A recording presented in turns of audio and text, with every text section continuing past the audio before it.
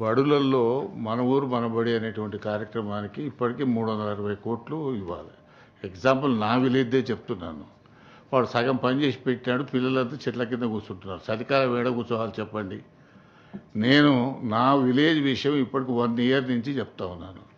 ఇక్కడ principal secretary యోగితారాణి గారు కూడా ఉన్నారు. వారికి పర్సనల్ లెటర్ రాసినాను, డిప్యూటీ సీఎం గారికి చెప్పినాను, సీఎం గారికి చెప్పినాను. మీరు ఇంత పేమెంట్ చేస్తున్నారు, 360 కోట్లు మన ఊరు మనబడి చేసడం ఒక భాగం. 2, ఈ ప్రభుత్వం వచ్చినాక అమ్మ ఆదర్శ పాఠశాలను పెట్టినారు. దాన్ని మీరు ఏం చేసినారు, మైనింగ్ సెస్కు అటాచ్ చేసినారు.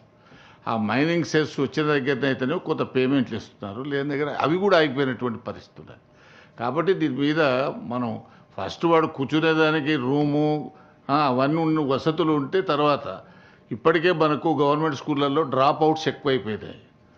మీరు మనం గతంలో చెప్పిన లెక్కల ప్రకారమే 24-25లో 18.5 లక్షల మంది ప్రభుత్వ పాఠశాలలో ఉన్నారు, 36 లక్షల మంది ప్రైవేట్ పాఠశాలలో ఉన్నారు.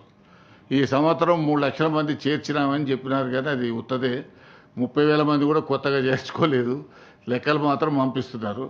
దయచేసి ఈ మన ఊరు మనబడికి సంబంధించిన పేమెంట్స్ ఇవ్వండి. చిన్న చిన్న కాంట్రాక్టర్లు, ఎందుకనంటే విద్యా కమిటీ చైర్మన్ వాడు 3 ఏళ్ల కింద అప్పు తెచ్చి కడితే, మీకు చెప్తున్నాను, మా ఊరిలో 19 లక్షలు 20 లక్షలు బాకీ. వాడు బాధపడలేక నేను 5 లక్షలు ఇచ్చినాను వానికి. అరే నీ బిల్లు వచ్చిందని మళ్ళీ నాకు వాపసు తెచ్చేయమని.